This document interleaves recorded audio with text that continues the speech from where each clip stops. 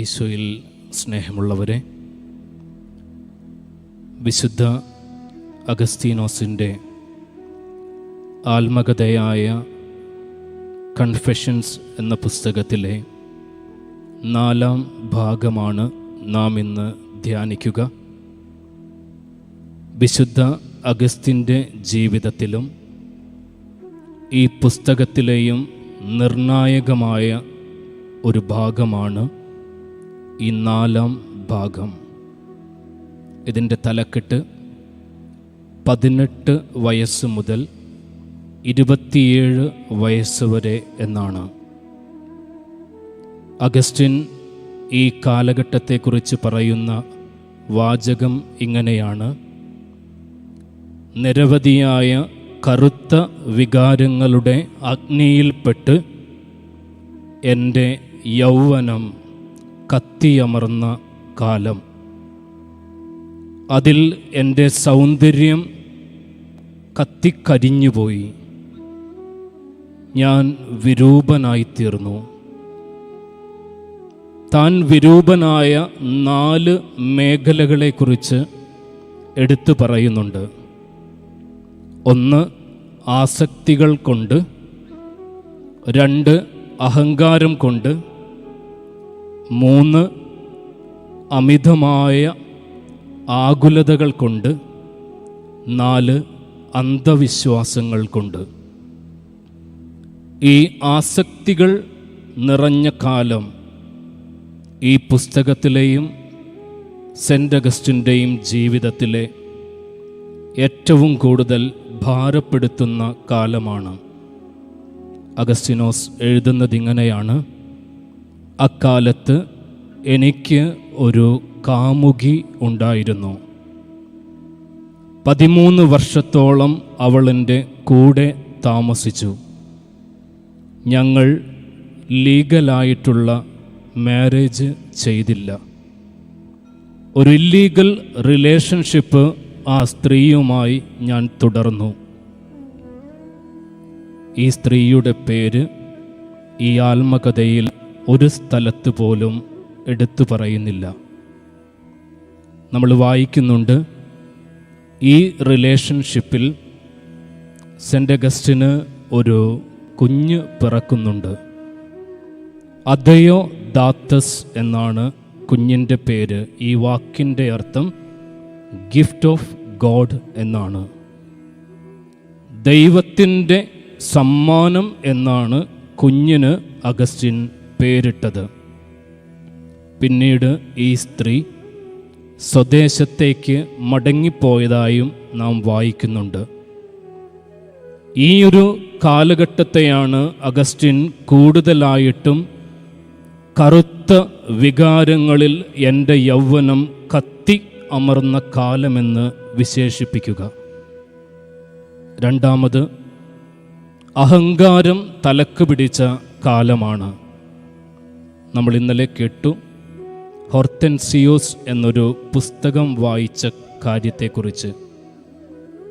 അതിനുശേഷം ക്രിസ്തുവിൻ്റെ പേര് കാണാത്തത് കാരണം അഗസ്റ്റിൻ ബൈബിൾ വായിക്കാൻ തുടങ്ങി. ബുദ്ധിരാക്ഷസനായ അഗസ്റ്റിന് ഈ ബൈബിളിൻ്റെ ലളിതമായ ഭാഷ ഇഷ്ടപ്പെട്ടില്ല. അതുകൊണ്ട് ഈ ഹോർത്തേൻസിയൂസ് എന്ന പുസ്തകത്തോട് തുലനം ചെയ്യാൻ പോലും ബൈബിളിന് യോഗ്യതയില്ലെന്ന് തുറന്നു പറഞ്ഞു. ബൈബിൾ മാറ്റിവെച്ചു. പിന്നീട് 20-ാമത്തെ വയസ്സിൽ അഗസ്റ്റിൻ വായിച്ചത് അരിസ്റ്റോട്ടിലിൻ്റെ കാറ്റഗറീസ് എന്ന് പറയുന്ന 10 വാല്യങ്ങളുള്ള പുസ്തകമാണ്. ഞങ്ങളൊക്കെ സെമിനാരി കാലത്ത് ഇതിൻ്റെ ചില ഭാഗങ്ങളൊക്കെ പഠിക്കാറുണ്ട്. അതിൻ്റെ ഒരു പാരഗ്രാഫ് വായിച്ച് മനസ്സിലാക്കാൻ തന്നെ ഞങ്ങളൊക്കെ പെടാപ്പാട് പെട്ടിരുന്നു. പക്ഷേ ഈ പുസ്തകത്തിൽ എഴുതുക 20-ാമത്തെ വയസ്സിൽ ഈ കാറ്റഗറീസ് എന്ന് പറയുന്ന പുസ്തകത്തിൻ്റെ 10 വാല്യങ്ങളും ആരുടെയും സഹായം കൂടാതെ അഗസ്റ്റിൻ ഒറ്റയ്ക്ക് വായിച്ചു തീർത്തു. ഒരു ബുദ്ധിരാക്ഷസനായിരുന്നു. അതുമാത്രമല്ല, പ്രസംഗകലയിൽ പ്രാവീണ്യം, തർക്കശാസ്ത്രം, ഗണിതശാസ്ത്രം, ജ്യോതിഷം, ക്ഷേത്രശാസ്ത്രം, ഇങ്ങനെയുള്ള നിരവധിയായ ശാസ്ത്രങ്ങൾ വലിയ അറിവ് നേടിയ സഭയിലെ ഏറ്റവും വലിയ ഒരു ബുദ്ധിരാക്ഷസൻ. അതുകൊണ്ട് തന്നെ അഹങ്കാരം തലക്ക് പിടിച്ചിരുന്നു എന്ന് എഴുതുന്നതിൽ അതിശയോക്തിയില്ല. രാജപദവിയുള്ള പലരിൽ നിന്നും അംഗീകാരം കിട്ടി വൃദ്ധനായ ഒരു രാജാവിൻ്റെ പ്രതിനിധി തലയിൽ ഒരു കിരീടം ചാർത്തി കൊടുക്കുമ്പോൾ വളരെ സൗമ്യമായിട്ട് പറഞ്ഞു, ഈ ജ്യോതിഷം കൊണ്ടൊന്നും ഒരു ഉപയോഗവും നിനക്കുണ്ടാകില്ല. പിന്നീട് അഗസ്റ്റിൻ പറയുന്നുണ്ട്, എൻ്റെ 26ഉം 27ഉം വയസ്സുകളിലായിട്ട് സൗന്ദര്യശാസ്ത്രത്തെക്കുറിച്ച് 2ഉം 3ഉം പുസ്തകങ്ങൾ എഴുതി. ഇത് പറഞ്ഞതിന് ശേഷം അഗസ്റ്റിൻ പറയുന്നത് ഇങ്ങനെയാണ്: ഈ ലോകത്തിലെ വസ്തുക്കളുടെ സൗന്ദര്യത്തെക്കുറിച്ച് എഴുതിയ ഞാൻ എൻ്റെ ദൈവത്തിൻ്റെ സൗന്ദര്യത്തെക്കുറിച്ചൊരു വാക്കുപോലും അന്ന് എഴുതിയിട്ടില്ലായിരുന്നു. ഇതൊരു അഹങ്കാരത്തിൻ്റെ കാലമായിരുന്നു. മൂന്നാമതായിട്ട്, അമിതമായിട്ടുള്ള ഫ്രണ്ട്ഷിപ്പിൽ നഷ്ടപ്പെട്ടു പോയ ഒരു ഫ്രണ്ടിനെ ഓർത്ത് നിരാശപ്പെടുന്ന ഒരു അഗസ്റ്റിൻ്റെ ചിത്രമുണ്ട്. വളരെ ഇൻറ്റിമേറ്റ് ആയിട്ടുള്ള ഒരു കൂട്ടുകാരനുണ്ടായിരുന്നു. ആത്മാവിൻ്റെ പകുതി എന്നാണ് അഗസ്റ്റിൻ പറയുക. ഈ കൂട്ടുകാരൻ മരണക്കിടക്കയിലായപ്പോൾ മാമോദീസ സ്വീകരിച്ചു. നമുക്കറിയാം, അഗസ്റ്റിൻ ഇതുവരെയും മാമോദീസ സ്വീകരിച്ചിട്ടില്ല. അപ്പം ഈ കൂട്ടുകാരൻ മരണക്കിടക്കയിൽ അബോധാവസ്ഥയിൽ മാമോദീസ സ്വീകരിച്ചു കഴിഞ്ഞപ്പോൾ അഗസ്റ്റിൻ കളിയാക്കി ചിരിച്ചു. ഇവൻ മരിക്കുമെന്നുറപ്പായിരുന്നു ഈ പരിപാടി കണ്ടിട്ട്. പക്ഷേ അഗസ്റ്റിൻ്റെ ചിന്തകളെയെല്ലാം വെട്ടിച്ചുകൊണ്ട് ഈ കൂട്ടുകാരൻ മാമോദീസ സ്വീകരിച്ചതിന് ശേഷം പതിയെ ജീവിതത്തിലേക്ക് മടങ്ങി വന്നപ്പോൾ ഈ സ്വീകരിച്ച മാമോദീസയെക്കുറിച്ച് കളിയാക്കി അഗസ്റ്റിൻ പറഞ്ഞപ്പോൾ ഈ ചങ്ങാതി ആദ്യമായിട്ട് അഗസ്റ്റിനോട് തട്ടിക്കയറി പറഞ്ഞു, ഇനിയൊരു വാക്കുപോലും ഈ കൂദാശയ്ക്കെതിരെ നീ സംസാരിക്കരുത്. പക്ഷെ അധികം താമസിയാതെ ഈ കൂട്ടുകാരൻ മരിച്ചു. പിന്നീടൊരു നീണ്ട കാലം അഗസ്റ്റിൻ ഈ ഫ്രണ്ടിനെ ഓർത്ത്, നഷ്ടപ്പെട്ടു പോയ ഈ സുഹൃത്തിൻ്റെ സ്നേഹമോർത്ത് ഇങ്ങനെ സദാ നിരാശനായിക്കൊണ്ടിരുന്നു.